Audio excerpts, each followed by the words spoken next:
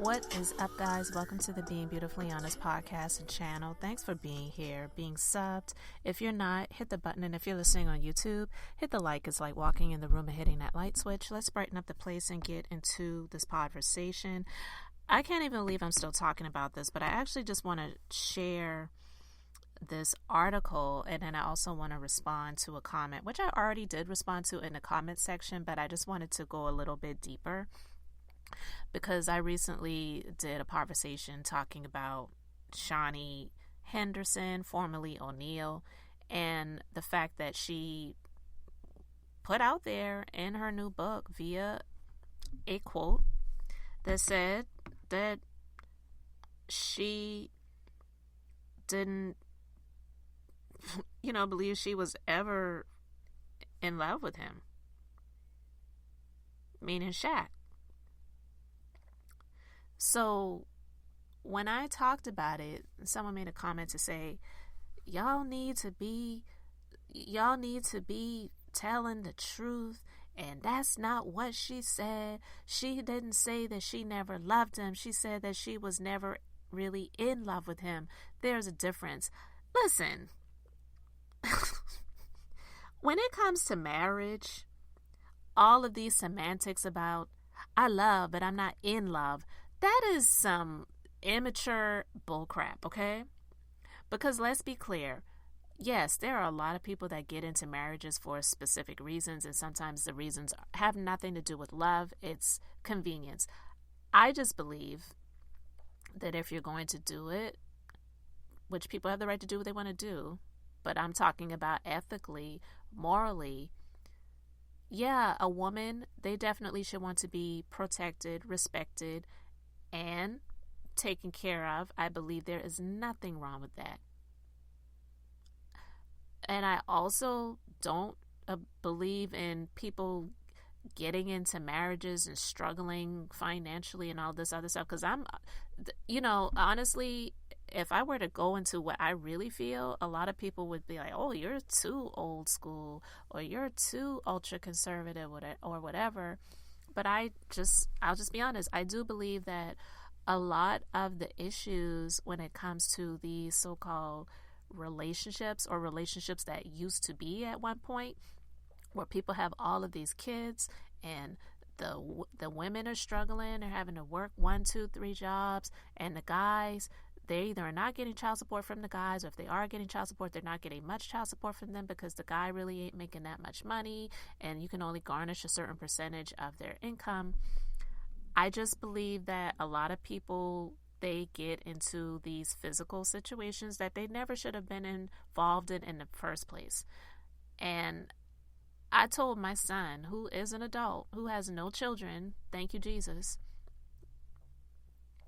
I said, get yourself together, get your life together.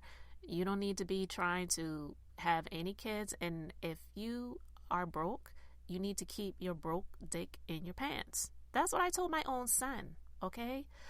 I feel like a lot of people, if they took that type of advice, they wouldn't be out here making kids, because honestly, if you don't really have anything going on for yourself and you're trying to figure out life and get your life together, why are you worried about sex? You shouldn't even be thinking about physical pleasure. But see, I would be wrong if I said that, because people feel like, oh, I have needs. The only needs you have as a human being is you need to have nutrition. You need to be able to breathe air. And, you need water. You're not going to die if you don't have sex. But see, that's the problem. A lot of people, they put the things that are about pleasure first versus the things that are about principle. So that's why especially in this country, in the United States, people put entertainment over education. So it's just par for the course. That's why you have a lot of situations where people wind up in these horrible situations, but that's not everyone's situation. And also, there are people who got into the relationships and did all of this stuff and things still didn't work out. So I'm not saying that all of those situations and scenarios work out perfectly either. That's not what I'm saying, but I definitely believe that a lot of headaches could be avoided if people just pretty much did things in the proper order and made the main things the main things. And so, I might be going off on a little bit of a tangent because, again, I wanted to circle back to Shaunie Henderson, who used to be O'Neal, and the fact that now she's promoting her book called Undefeated, changing the rules and playing a game on my own terms, or whatever the title is. But listen, she said what she said, and if that's the truth of the matter, it is the truth of the matter. But when it came out and it went viral, then she wanted to come out and flip it to say my words were taken out of context and I'm not really a words girl. If you're not a words girl, then why are you writing a book? And clearly she didn't write the book. She had a ghostwriter. In my personal opinion, I don't have any proof of that, but I will say I believe that is the case because most of these people do. Let's be honest. A lot of them are not sitting around and writing their own manuscripts and writing their own content and then just having someone proofread and edit. No, a lot of times they're giving them an outline and then they'll have someone else write the content.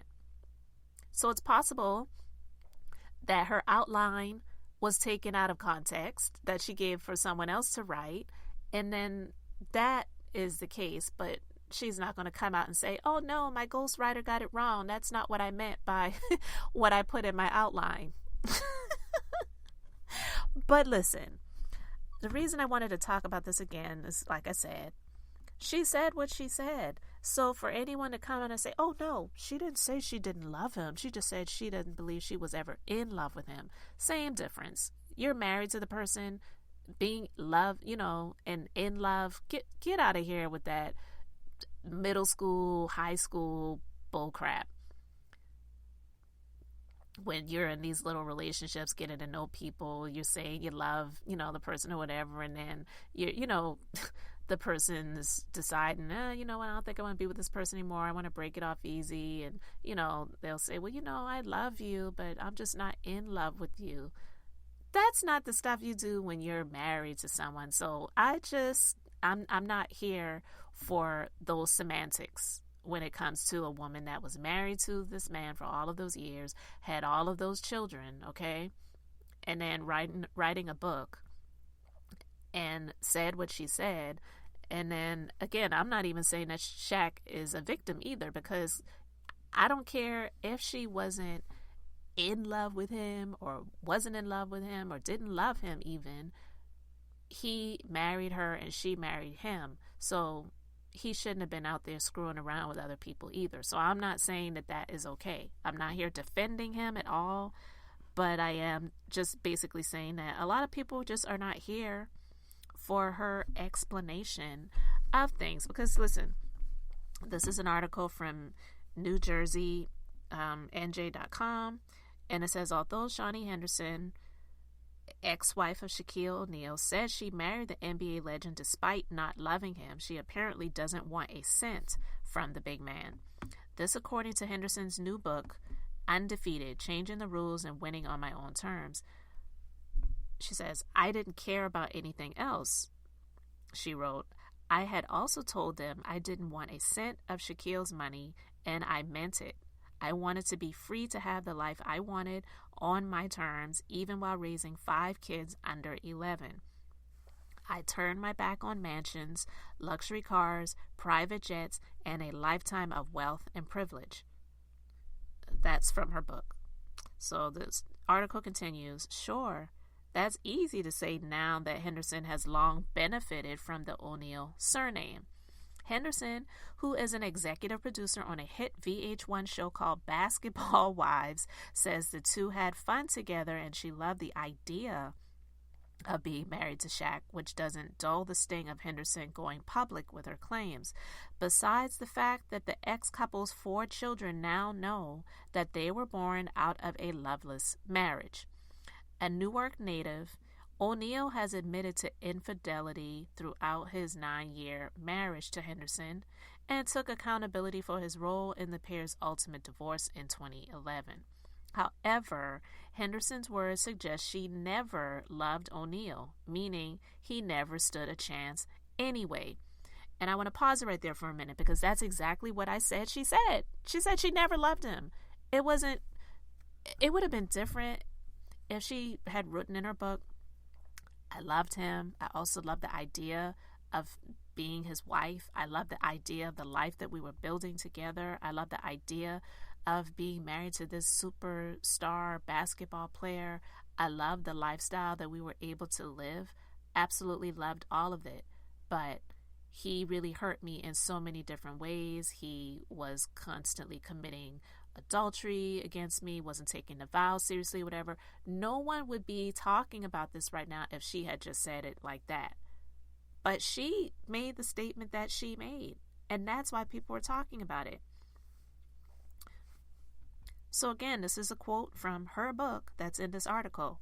It says, looking back, I don't know that I was ever really in love with the man, but I was in love with the idea of being married to the man I had a family with, Henderson wrote. One of the NBA's top 10 greatest players and arguably its most dominant during the NBA's renaissance of centers, O'Neal is a 4-time NBA champion, 15-time NBA All-Star, 14-time All-NBA selection, 2-time scoring champion, and the 93 NBA Rookie of the Year. So like, why couldn't in that book she find anywhere to write, I did love him, but I fell out of love with him. Like, write something like that. But she said, looking back, I don't believe I ever really was in love with the man, but I was in love of the idea of being married to the man. That's what she said. So nobody's taking her words out of context. So for her or anyone else to come out and try to windmill for her, basically, to say that's not what she said, or she didn't mean it like that, or her words were taken out of context. Girl, she could have easily written in her outline for the ghostwriter who wrote that book for her, because I stand on that. That's my belief. I'm not saying that that's what she did, but that's what I believe she did. And you can dispute it or disagree, and that's fine. But she could have written somewhere in her outline for the book that was written for her to say, I really did love him, but I fell out of love. I really did love him, but I experienced a lot of hurt and pain in the marriage. She just does things that really makes her so unlikable, you know? And no one's misconstruing her words. No one's misconstruing her behavior or her actions. And I'm not saying that she doesn't really love her husband that she's with right now. But I feel like that man is definitely, like she was, an opportunist. So it's like she left from being an opportunist to marry an opportunist. How dreadful. And maybe he should have told her, like he told that woman in her church, to hush, silence in the name of Jesus. Okay. But anyway, guys, you can let me know how you feel about it in the comment section. Thanks for being here, liking, and subscribing. I'm Beth, just being beautifully honest. So until next time, I wanted to keep it brief, beautiful, and now I'm going to say bye.